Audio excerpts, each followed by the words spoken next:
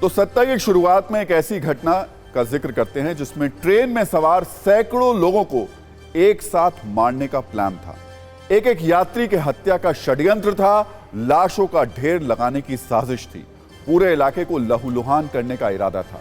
यह इतनी बड़ी साजिश थी कि अगर षड्यंत्रकारी अपने मकसद में कामयाब हो जाते तो 1000 से ज्यादा लोगों की जान जा सकती थी, चीख पुकार मच सकती थी। इसे आप एक तरीके से आतंकवादी घटना भी कह सकते हैं, जिसमें सब कुछ खून खून होना तय था। यह सब हुआ है उदयपुर से जयपुर के बीच चलने वाली वंदे भारत एक्सप्रेस के साथ।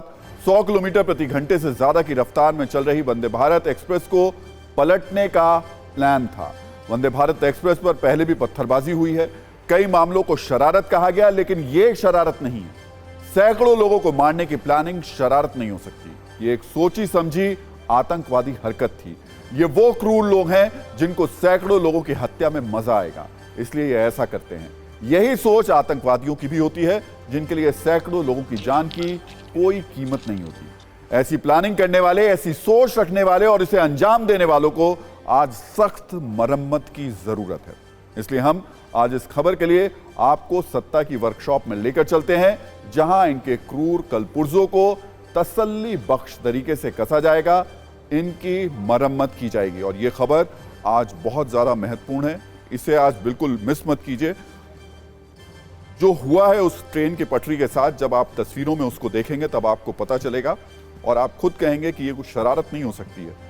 निश्चित तौर पर यह कोई बहुत बड़ा षड्यंत्र, बहुत बड़ी साजिश रची गई है और लोगों की जान के साथ यह एक बहुत बड़ा खिलवाड़ है। जो लोग वंदे भारत एक्सप्रेस को पलटना चाहते थे, उनके दिमाग में जहर भरा हुआ है, इसलिए आज उनके दिमाग की ग्रीसिंग जरूरी है। वंदे भारत में सवार लोगों की हत्या करने का षड्यंत्र रचने वालों की सोच में जंग लगे स्क्रू को पेचकस से कसना जरूरी है। और सत्ता की वर्कशॉप में मैं बार बार आपसे कहता हूं कि जब हम इस वर्कशॉप में खड़े होते हैं तो हमारे पास तमाम तरीके के यहाँ पर औजार हैं, प्लास है, पाना है, अलग अलग तरीके की चाबी है और सबसे बड़ा ये हथौड़ा भी है। लेकिन ये सब प्रतीक के तौर पर है। असल में ये सब कुछ जो हम करते हैं वो अपने विचारों से, अपने तथ्यों से और अपने शब्दों से करते हैं।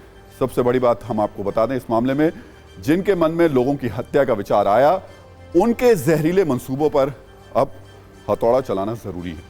हम इन हथियारों का इस्तेमाल करें उससे पहले एक बार डिटेल में इस खबर को आप समझ लीजिए। उदयपुर से जयपुर के बीच एक वंदे भारत एक्सप्रेस चलती है। जब ये कल चित्तौड़गढ़ के सोनियाना गंगरार के बीच पहुंची तो पायलट को दूर से ही पटरी पर बड़े बड़े पत्थर और सरिया रखे दिखाई दिए। लोको पायलट ने अचानक ब्रेक लगा दिया। करीब जाकर देखा तो रेल ट्रैक पर बड़े बड़े पत्थर और लोहे के टुकड़े इस तरीके से रखे गए थे कि कोई भी ट्रेन इससे टकराती तो हादसा तय था। हाई स्पीड ट्रेन तो पूरी तरीके से पलट सकती थी। पटरी के इस वीडियो को बहुत ही ध्यान से देखिए। लोहे के टुकड़े को पटरी से ऐसा खड़े करके फंसाया गया कि ये ट्रेन के पहिए में फंस जाए और तेज रफ्तार से आ रही ट्रेन का बैलेंस बिगड़ जाए, ट्रेन पलट जाए, हादसा हो जाए, यात्रियों की मौत हो जाए। एक वंदे भारत ट्रेन में करीब 1100 यात्रियों के बैठने की व्यवस्था होती है और वंदे भारत करीब करीब भरी हुई ही रहती है। अगर यह हादसा होता तो बड़ी संख्या में लोगों की मौत तय थी।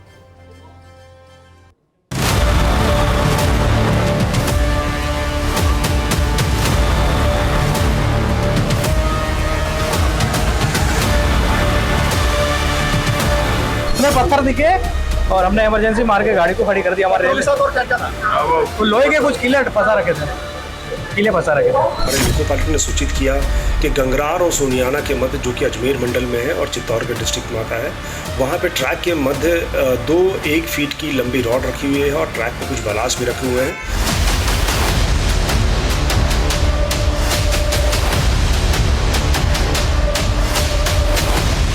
लोको पायलट ने सतर्कता और तत्परता दिखाते हुए इमीडिएटली ट्रेन को रोका, अवरोध को दूर किया, यह भी सुनिश्चित किया कि कोई और अवरोध नहीं है और इमीडिएटली जो है कंट्रोल को सूचित किया।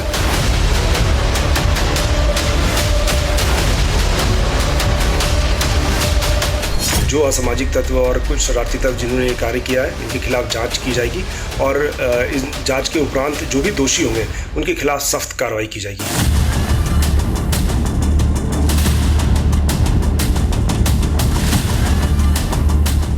आपराधिक तत्वों का षड्यंत्र है और बड़ी दुखद विषय है। ऐसे अपराधियों के खिलाफ कठोर से कठोर कानून कार्रवाई करें, क्योंकि ये भयंकर हादसा हो सकता था।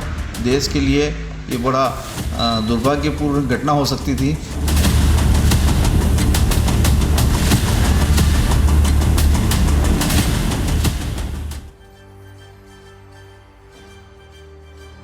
सोचिए वो कितने क्रूर लोग होंगे जो ये चाह रहे होंगे कि वंदे भारत पलट जाए और सैकड़ों लोग मारे जाएं, चीख पुकार मच जाए, लाशों का ढेर लग जाए, चारों तरफ खून ही खून फैल जाए।